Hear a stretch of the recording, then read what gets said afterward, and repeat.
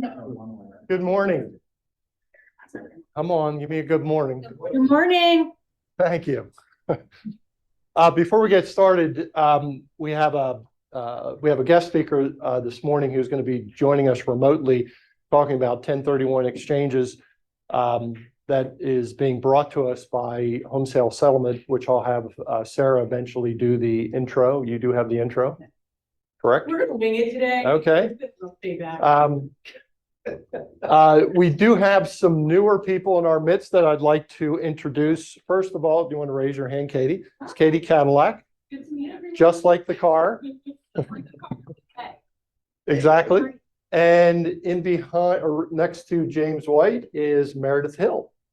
So welcome aboard and welcome to the meeting.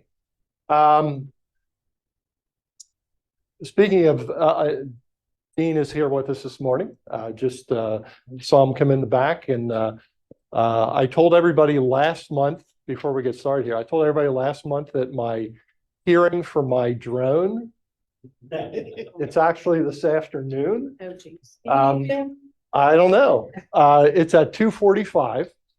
So I'm going to be heading up to Harrisburg, and then we'll see if I'll be able to make it back to Lancaster, if they'll allow me back in after this hearing. But thank you for all the support.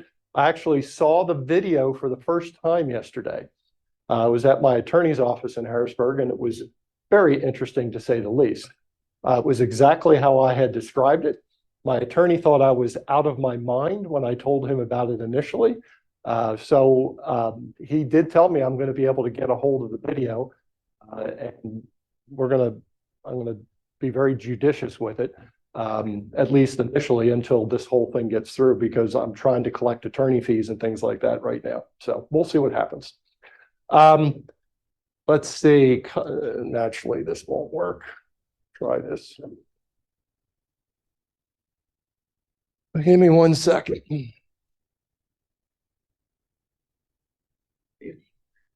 There we go. First up this morning is James. And James, the microphone's over here. He has some valuable information regarding financing condominiums, which is quite a different animal when you start getting into financing. There's going to be some stuff up here on the screen, but it's going to be so small. So we reproduced it in the handout, which Dan is just about ready to hand out. So go ahead, James. Yes. Well, good morning, everyone. I wanted to talk about condos a little bit today. Some important things to remember with condos. So, Tom said they're a different animal than a regular single-family home. So, some important things. A borrower who is pre-approved for a single-family home may not be eligible for a condo at the same price. With the condo fees and things like that, that can affect a borrower's buying power for sure. So that's something that we have to take into account when we're doing debt to income ratio and all that good stuff. Just as a kind of, something to think about, for every $100 in condo dues, it's pretty much the equivalent of about $15,000 in sale price. So that can have a big impact on people that are pushing their limits. On conventional loans, there is a loan level pricing adjustment of about 3/4 of a point for condos. So their rate's always going to be higher than what it would be on a single family home. So that's going to be elevated. And it's really, the condos just present a higher level of risk, with everything that goes into the condo, all that stuff. Yeah, Kathy.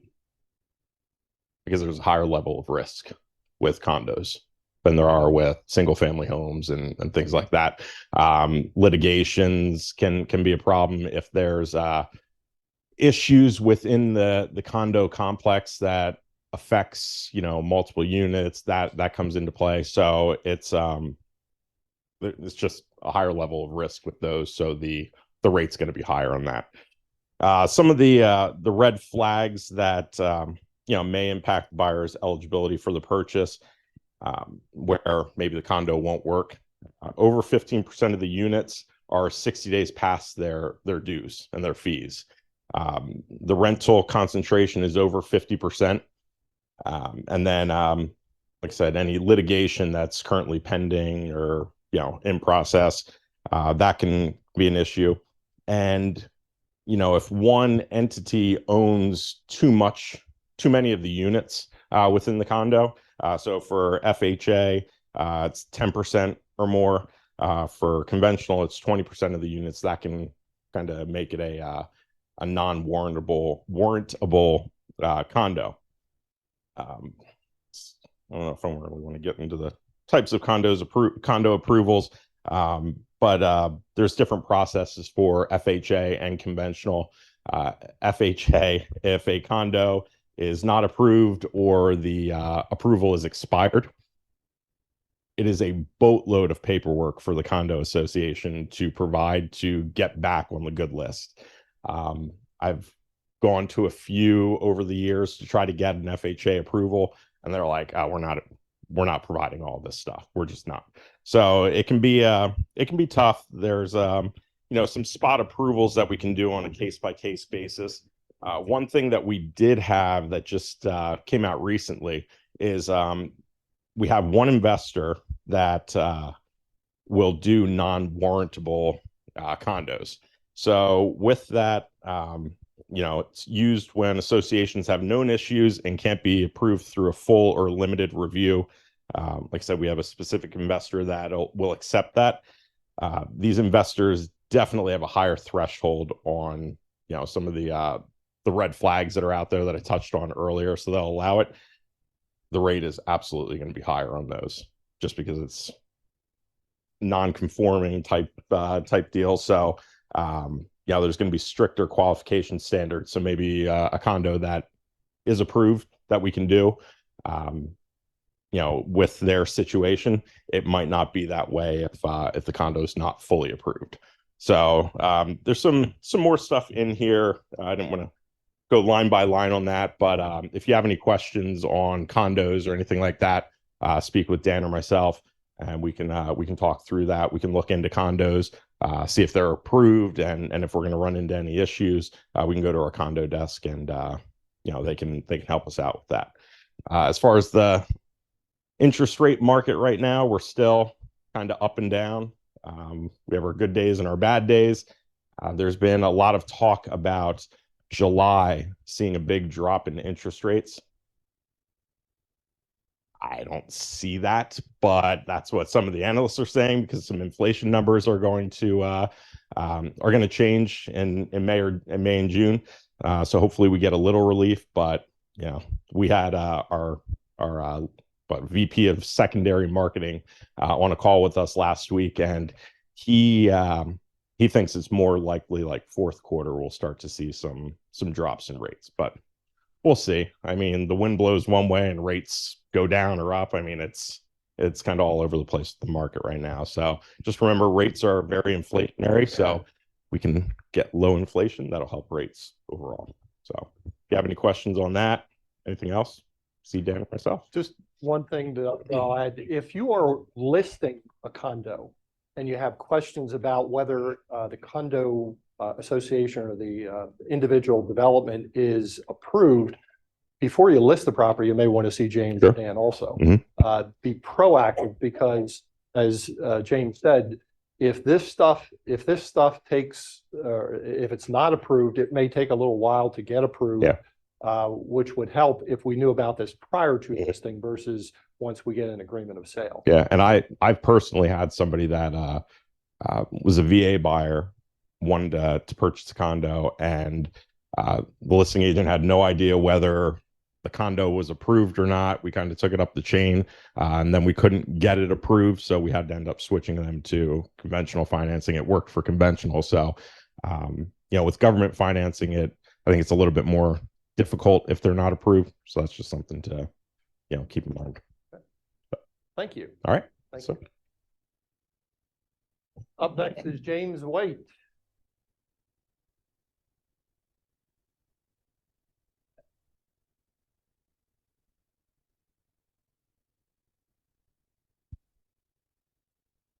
Okay, today's topic I have is on umbrella policies, and they are basically, go to the next slide.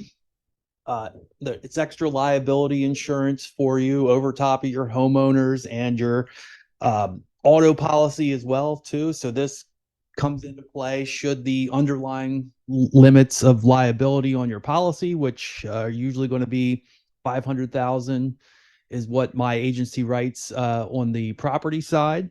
And then for the auto side, to qualify for that, you usually have to have 250,000 per person, 500,000 per car accident to qualify for the umbrella policy, because the insurance company is only going to want to take on that risk if you have the higher limits on your auto end as well too. So it's extra coverage for you. I would say it's about $200 to $300 annually, and that would depend on the number of cars you have as well too. And if you have younger drivers, let's say those under 22, 23, it's going to be a little bit more possibly, because that's added risk for the insurance company as well too. So one more slide. Yep, and I think I already kind of explained that already too. Basically, you have to have the applicable limits to get those protected for you, and it's a good coverage to have just in case you're involved in something unfortunate. So yeah, that's all I have for today. I just have one or two things before I turn the meeting over to Ellie. First of all, our luxury collection, the threshold limits on prices have not changed in years and years and years. So we have changed the threshold limits for our luxury collection listings. In Pennsylvania, it's now $750,000. It was $500,000 before. So I just wanted to make sure everybody was aware of that. It was effective as of June 1st. So anything that has already been listed under that luxury collection, that's fine. But things going forward, I just wanted to make sure everybody was aware of that. Okay. And our office exclusive Facebook group page is up and running. It's being used quite effectively. I had told you at the previous meeting, if you get involved with office exclusives, it's a prime way to promote the listings. It is a closed Facebook group. So I will send out the link when I put out the information tomorrow. So I would encourage you, get on that exclusive Facebook page. I'm guessing over the next couple of weeks, until people get used to this, we're going to probably discontinue sending out mass emails to various offices with this stuff, trying to lessen your email load. This was the purpose of that, was to share it with everybody at the same time, which is great, but it's still, once again, we're trying to gain adoption rates and things like that. So wanted to make you aware of that. The link will be in the material that I send out. Okay. Any questions on that? Has anybody used it thus far? Anybody put an office exclusive? Mark, what was the process that you went through? I used it for browsing. Okay, for browsing. Okay. I like checking for homes for my clients. Gotcha. Yeah. Okay. Check it regularly. Okay. One just came out in New York this morning. Yeah. So for those on Zoom, there are some agents that are utilizing it right now to do searches. So it is going to be an effective tool. Once again, we're trying to increase this adoption rate as quickly as possible to help you guys out. Okay, I'm going to turn the meeting over to Sarah, who is going to introduce. You want me to introduce you? Want me to pull the winner quick? Come on up. You need to use the mic. Use the new mic's right over there.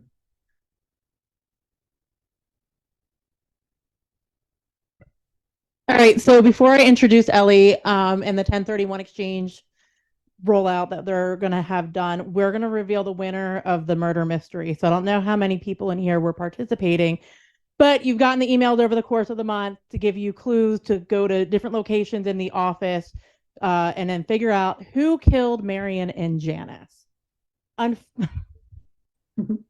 Happened. What? Well, unfortunately, no one actually got the answer right. So the answer was actually Dan Rank with the poison plant in the sign room. Everyone said the training room. What? That's next month's mystery, Chris. So I took everybody who got 2 answers right. I folded it up. And since Dean's actually here, I'm going to let him come pick one and we're going to let that be the winner.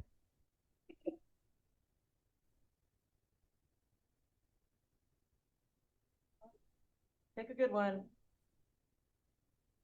Well, this is going to be funny. Janice actually just won. So she gets rewarded for playing dead. There's a $25 gift card. I'll make sure that gets to her. But thank you for everybody for playing. We might do it again, a different context or something in the future. So I'd like to introduce Ellie Travato with the Certified Exchange Specialist with 1031 Corp. She's going to talk to you guys about the benefits of a 1031 exchange, how it can help your clients when selling their investment properties, and all of the benefits of using a 1031 exchange. So I'm just going to turn it over to her. Thank you very much for the kind introduction. I appreciate it. Good morning, everyone. I will say I'm very interested in the murder mystery next month. Absolutely. I would love to be part of that. Sounds like a boatload of fun. So as you mentioned, my name is Ellie Travato. I am a certified exchange specialist and an exchange officer with 1031 Corp. We are your preferred 1031 provider. With me today, I also have Katie Bromley. She is my amazing exchange coordinator. She and I will be your dedicated team whenever you have questions about a 1031 exchange or would like to talk through specific scenarios. Good morning, everyone. Okay, we're good to advance. Thank you. So the objectives of today's webinar is to provide you an introduction or perhaps a refresher if you are familiar with 1031 exchange, and look at the benefits of a 1031, not only for you, but for your clients. I want to provide a brief overview of what a 1031 exchange is and share tips on how you can utilize this tax strategy as a marketing tool in your day-to-day activities. I want to leave you with a little bit of information on how to utilize this powerful tax strategy, not only in your conversations, but in your marketing and your day-to-day interactions.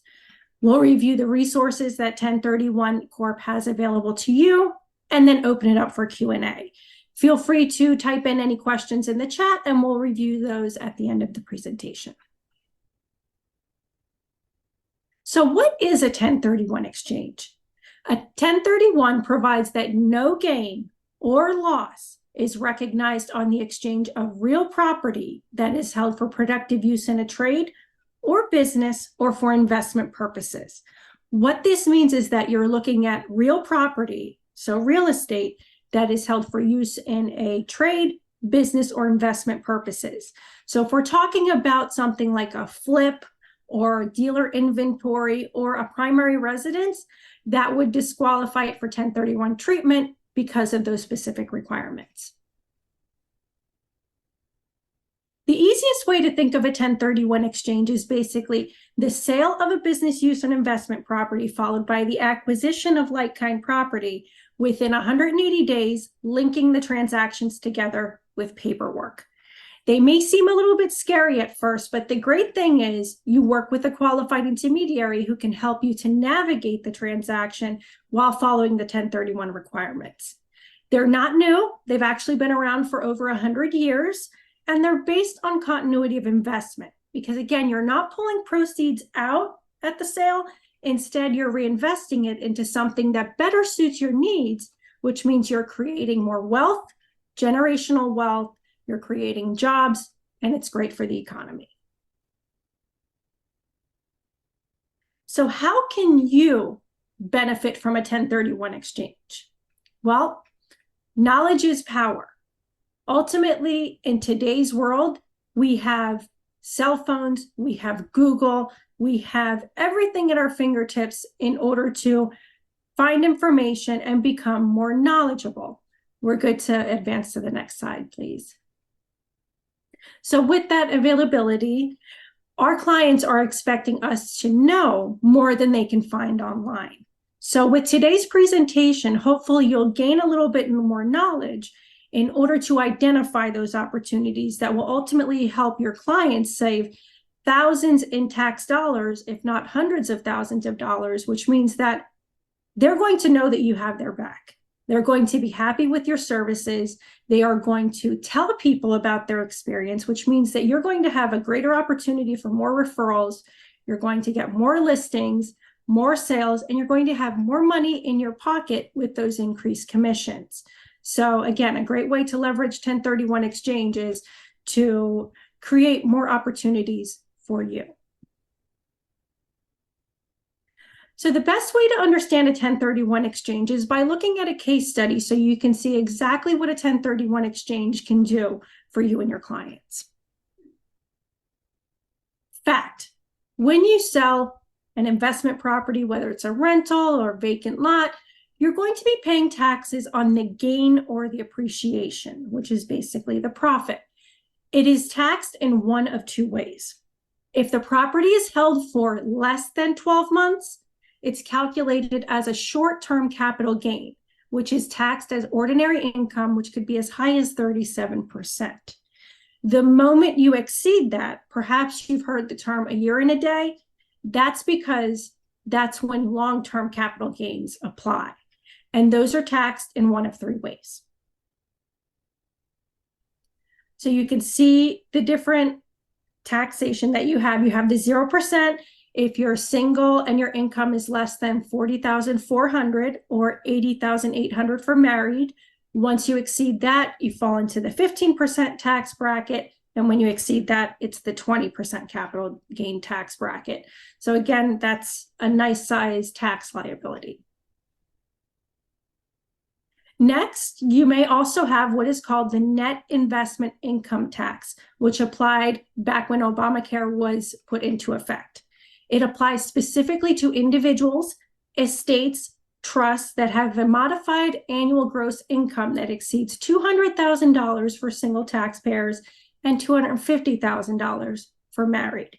It specifically applies to unearned income.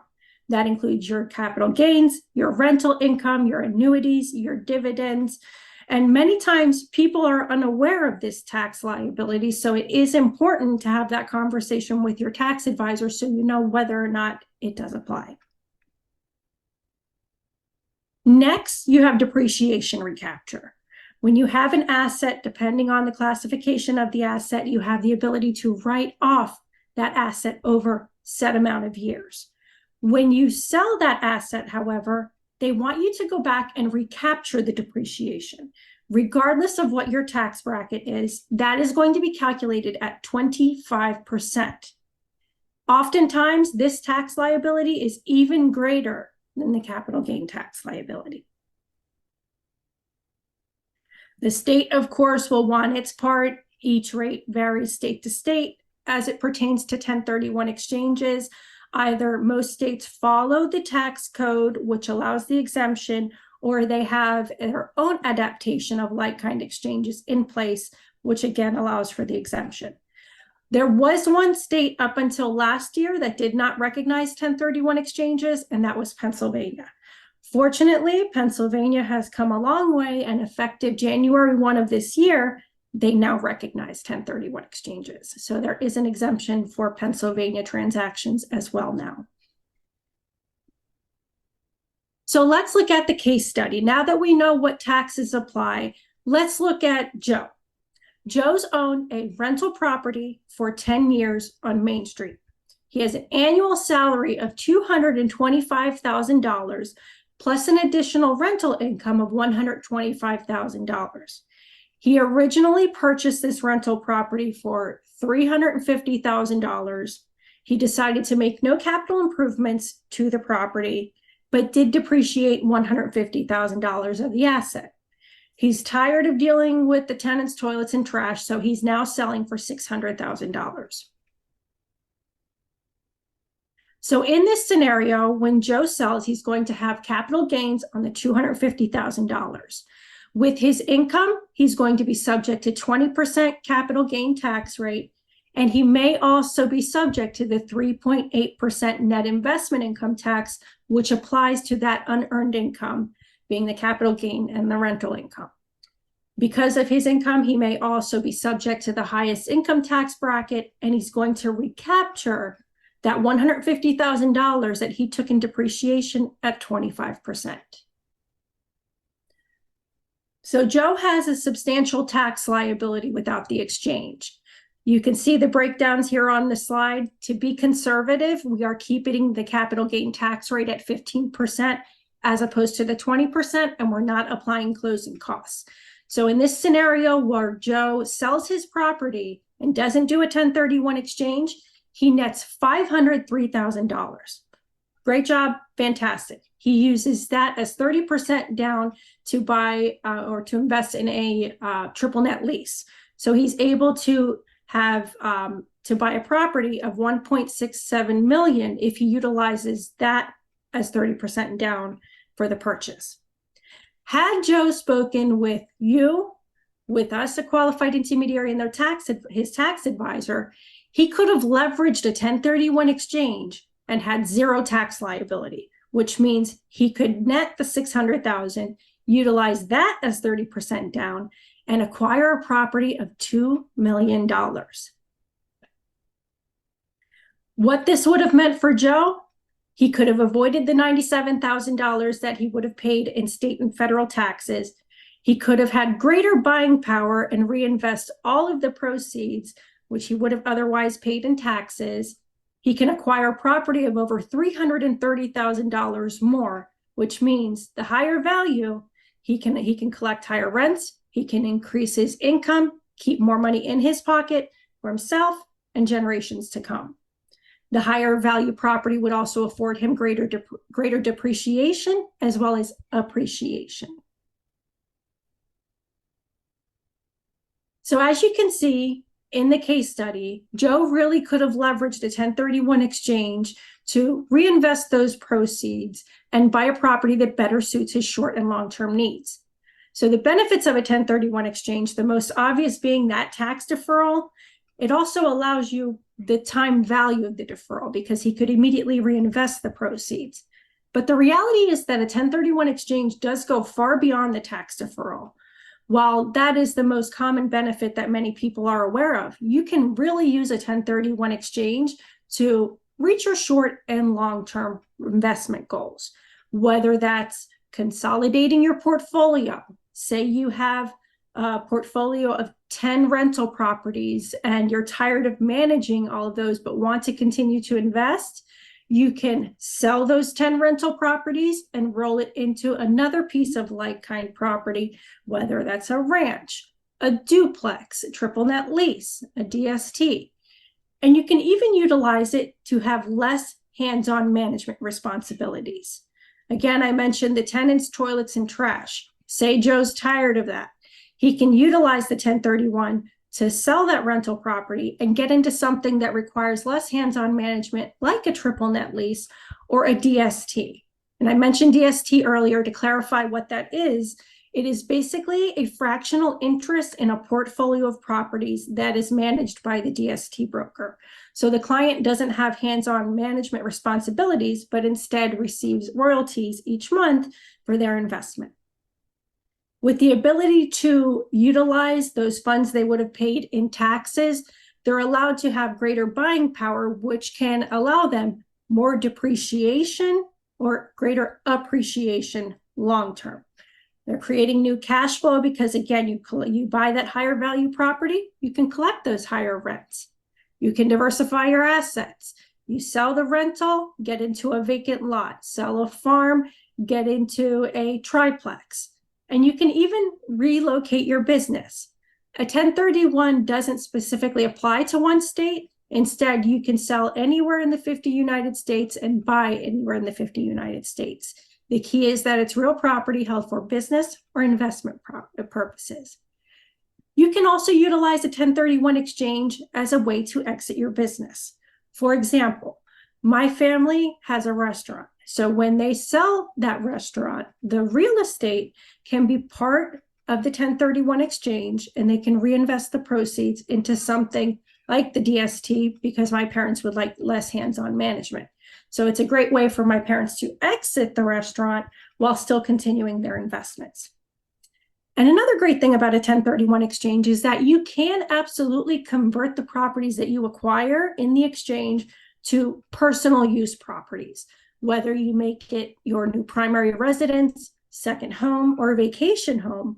Once you've held the property for that long-term investment use, good rule of thumb is at least a year or two, then you can safely convert it without triggering a taxable event or affecting the exchange.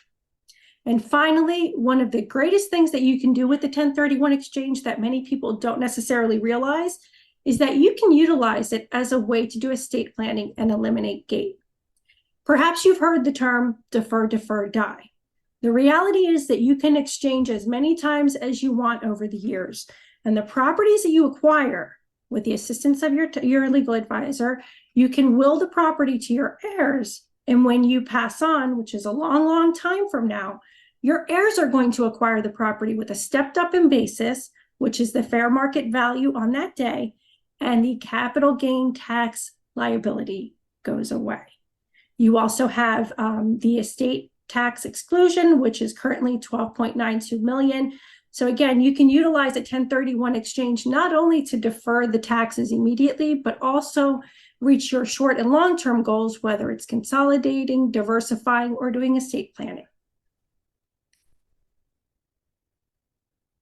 So let's look at the power of a 1031 exchange. Perhaps you've heard of 1031 exchanges referred to as like-kind exchanges. That's because the term like-kind is at the key of a 1031 exchange. Again, if you remember what we went over in one of the first slides is that we're looking at real property, so real estate, but a common misconception is you sell a duplex or a residential property, you need to buy a residential duplex. That's incorrect. You're not looking at the specific type of the property. Instead, you're looking at the nature or character or use of the property. Again, it goes back to business use or investment. As long as that is the use and it's real property, you can pick and choose what you acquire and what you sell in the exchange. You can buy and sell multiple properties, and you can do so within the 50 United States and select territories. Qualified use is at the core of a like-kind exchange. Many people will ask, well, when we say long-term business use or investment, what is the holding period?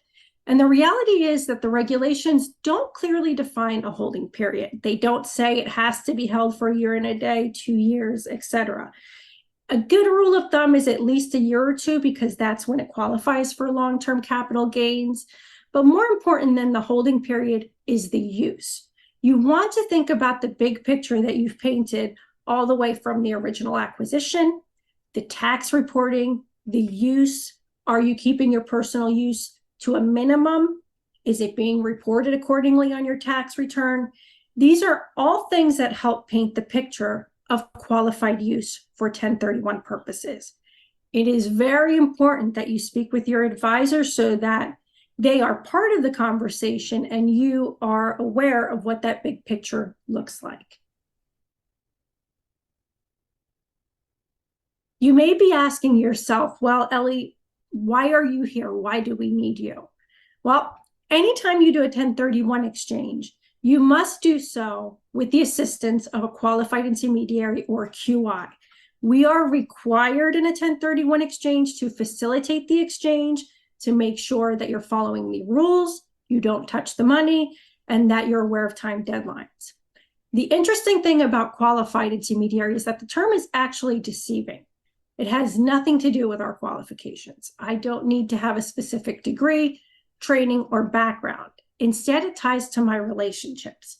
I can't be a close relative, an employee, a partner, or anyone who's provided any type of real estate, tax, or legal services in the last 2 years.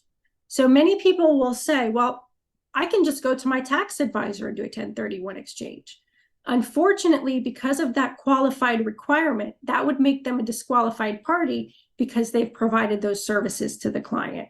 So anytime you or a client are contemplating a 1031, make sure to have a conversation with us or a qualified intermediary to understand those rules and requirements.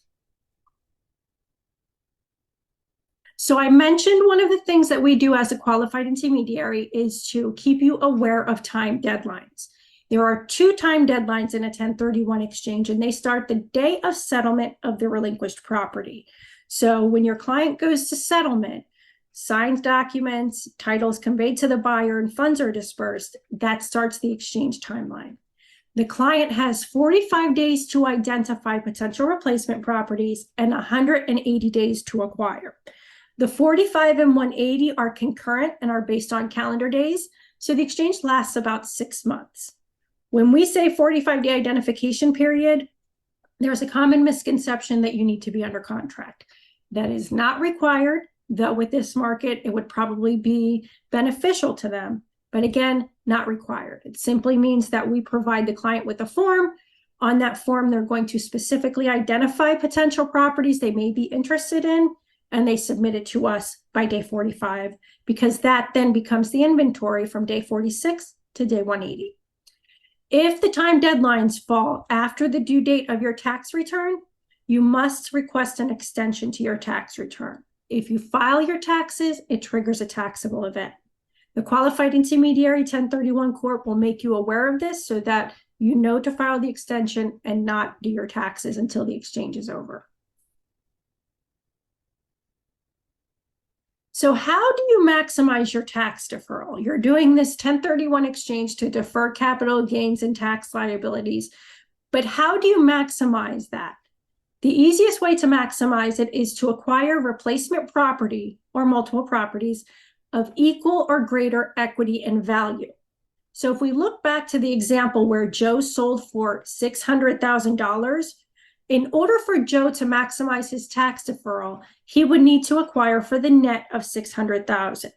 When I say net, I look at the sale price and I deduct the customary closing costs. So if he has real estate commissions, title fee, transfer fees, transfer taxes, notary fees, those are going to be the customary closing costs that I'm referring to. Whatever is left after that, let's say he nets $550 after those closing costs, which includes a mortgage payoff of $100,000. That $550,000 is what he needs to reinvest for to maximize his tax deferral. The closing costs are part of the value, and you can do what is called a trade down. So let's say Joe nets $550 but only buys for $500. That can still be a successful exchange, but whatever isn't reinvested, so in Joe's example, the $50,000, that's what's going to be subject to taxes. And it's going to be subject to the same taxes as it would be outside of the exchange. Again, your tax advisor and your legal advisor are very important in these conversations, because if you're anticipating a large trade down, then the exchange may not make sense. And we want the exchange to make sense. Exchange proceeds. This is a very important part of a 1031 exchange. As the exchanger, you cannot have receipt or control of exchange funds. If you touch even a cent, it creates constructive receipt, which triggers a taxable event. So what the qualified intermediary does is the qualified intermediary maintains those funds through the duration of the exchange. The exchange agreement places specific restrictions on those funds, and the funds are held in an interest-bearing, FDIC-insured, segregated deposit account for which the client will receive bank statements as well as an account summary. The interest is restricted in the same manner as principal, so we can't pay those interest payments to you until the exchange is over. Same taxpayer. So another important rule in a 1031 exchange is the same taxpayer requirement. If you think back to my original description of a 1031 exchange, that it's the sale of a business use or investment property, with that being reinvested into like-kind property, because it's a continuation of the original investment, the underlying taxpayer must remain consistent from the sale to the purchase. So I can sell in my individual name, but I need to buy my individual name. I can sell in a limited liability company, partnership, corporation, trust, as long as I keep it consistent for the purchase. There is an exception to the rule, and that's a disregarded entity. A disregarded entity is just that. It's disregarded. It's a pass-through. So the sole member remains the taxpayer. So for example, I sell in my individual name. I can buy in the Trovato 1 LLC, provided I am the sole member of that LLC. And for tax reporting purposes, I don't file a separate tax return. Instead, I report it on my individual tax return. Other disregarded entities include revocable living trust and land trust. So let's look at how 1031 Corp can be your 1031 resource and help you leverage 1031 exchanges in your day-to-day activities. You can market yourself as a 1031 expert. Again, we don't expect you to know all the rules and regulations on all the nuances to a 1031 exchange, but now you've gained a little bit of information, which means you know if your client is selling a property they haven't lived in, wait, let me recommend a 1031 exchange. So you can list knowledgeable in 1031 exchanges on your bio, whether that's on social media or on your website. You can include 1031 tidbits in your mailers. You can even track real estate investors in your CRM so that you can send them more targeted information. And you can even advise them, hey, a 1031 exchange isn't just for the tax deferral, but maybe it can help you to reach your short and long-term goals, whether it's diversifying your portfolio or doing estate planning. So some of the things that we offer at 1031 Corp are complimentary consultations. So you can contact us at any point in time, whether you would like to schedule a phone call with a client or you'd like to speak with us about your personal goals. We do Teams meetings, we do Zoom meetings, and we have very consistent information on our website, whether you're looking for a blog post or you're looking for tidbits that you can include in your newsletters. We can ghostwrite for you so that you can add that information to your marketing. We can even help you to personalize postcards specifically for your investor clients. And again, Katie and I, we are here to help you throughout, whether it's an exchange or it's questions about an exchange. We are always here to have those conversations and bounce ideas off of. We also offer specific co-branded brochures and other marketing materials where we can put your business card on the flyer so that you can hand it out to your clients and they know, okay, 1031 Corp is the QI and you are my contact for real estate purposes. We also offer fact sheets. As you can see on the example on the slide, we can put your information on the lower right-hand corner. So it would have your contact information, your company logo, as well as basic information on 1031 exchanges that you can distribute in person or by email. We can also offer, much like we are today, webinars or in-person seminars specifically for your investor clients. We can discuss the benefits as we're doing today, and then you can share information on the local market to have that conversation as well. We could prepare the promotional materials needed for those seminars, and we can even help you promote it through social media. So what is important in choosing your QI? 1031 Corp is your preferred 1031 vendor, but the reality is that as with anything, you want to make sure you're doing your due diligence because we're not just talking about, having a conversation. The reality is that the QI is going to be guiding you throughout the exchange, maintaining those funds, and making sure that you're following the rules.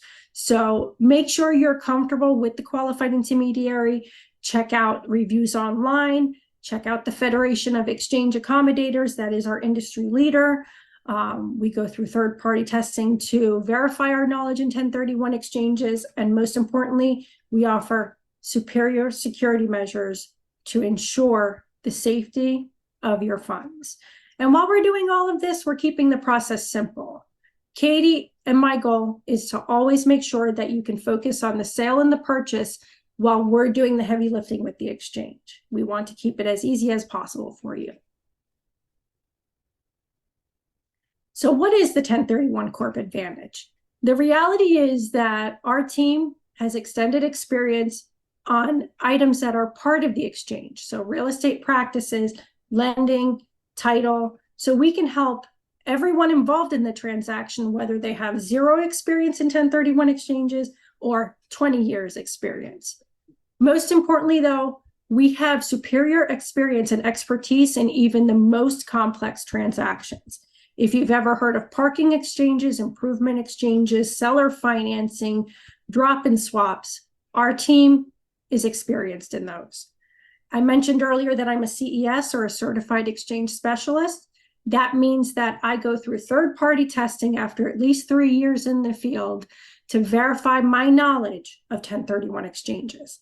Several team members are CES designees, so it's important to make sure that if you're working with a QI that isn't 1031 Corp, that they have that designation. Again, we're knowledgeable in local real estate and closing practices. We offer superior security of funds, all while keeping things simple for you. So in summary, 1031 exchanges are a great wealth accumulation vehicle. You use pre-tax dollars to reach your short and long-term investment goals. So the more that you know, the more that you and your client can benefit. Again, you see somebody selling a property that they don't live in, mention a 1031. You may save that individual thousands of dollars in taxes. You're going to be the hero in the transaction, which is what we want. We always welcome the opportunity to work with you, your clients, and to help you leverage this savvy tax strategy. We do have to provide an advisory that a 1031 exchange is a great tax strategy, but it may not be the best in every situation. For example, you know you don't want to reinvest, you just want the money and you want to pay the taxes, then a 1031 doesn't make sense. You have a large trade down. Perhaps a 1031 exchange doesn't make sense. And we can't make that determination for you because, again, we're a neutral third party. So it is important to have a conversation with your tax advisor so you know the best course of action. As always, I am available to speak, Katie is, and anyone on our exchange team to have those conversations about a potential 1031. And here is my contact information. If you have any questions or scenarios you'd like to go through after this presentation, I can be reached by phone, email, on social media.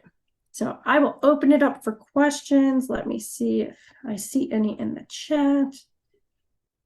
I don't see any questions in the chat. Does anyone have any questions that they'd like to go over?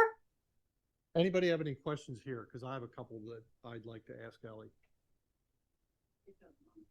Yep. Are the monies adjusted for inflation? I'm sorry, all I heard was inflation. Yeah, if the monies are adjusted for inflation, when you finish with this process. I'm not sure I understand the question. Yeah, I'm not quite sure I understand that question either. Eventually, you pay the taxes. Mm-hmm. Are they adjusted by inflation? Those taxes? Okay. I think I understand what you're asking. So, obviously, inflation affects, your sales price, etc. But in terms of the capital gain tax liability, that applies to your specific tax situation. So, what was the purchase price of the property?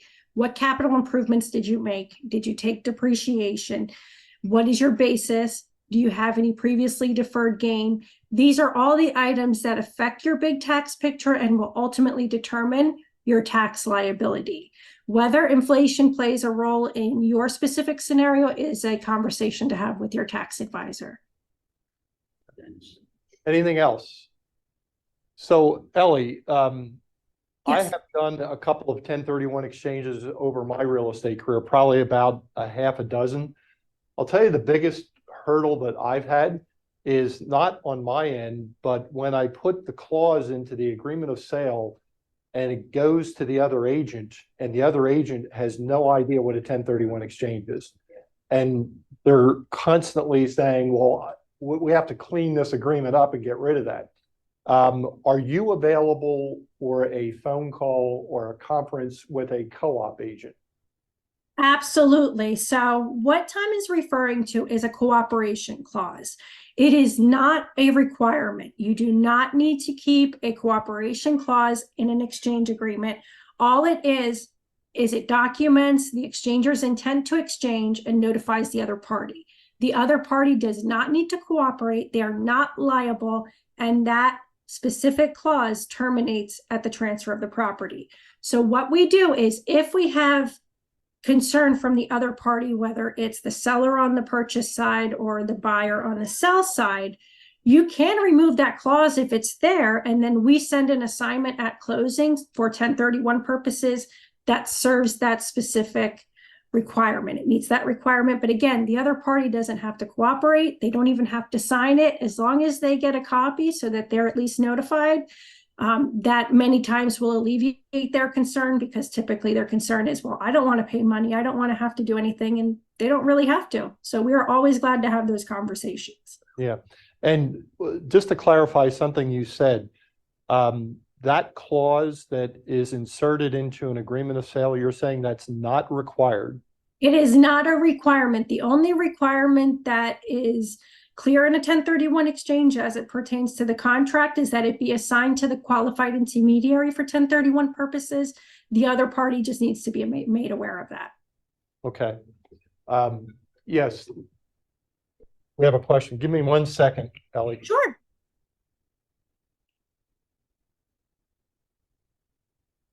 If someone is having trouble finding a like-kind property in the time frame, are the DSTs sort of readily available that they could park their money in that for a year and a day and then start over? That is a great question. Thank you very much. So a DST, again, is a portfolio of properties that is managed by a broker. What happens is the individual will acquire a fractional interest in that portfolio of properties, which they don't have to manage. In terms of availability, DSTs have become increasingly popular, particularly with the lack of inventory, because they are readily available. Whether it's a portfolio of properties for senior living, grocery stores, outlets, it's something that's always available, because again, they're always looking to expand and to grow. In terms of the liquidity, however, with a DST, you're looking at your funds being within that DST for at least 7 to 9 years. So it's not something that's easily liquid. So I would definitely recommend, if that's something that a client is considering, to have a conversation with the DST sponsor or multiple, because each sponsor has different availabilities, but it does require your funds to be tied for at least 7 to 9 years. Okay, thank you. You're welcome. Other questions? I do see a question in the chat, if I may. Sure, go ahead. So Corey Shank, what is your fee? So the fee is based on the sale price of the first relinquished property. If the property sells for under $1 million, the fee is just $1,250, and it is all inclusive.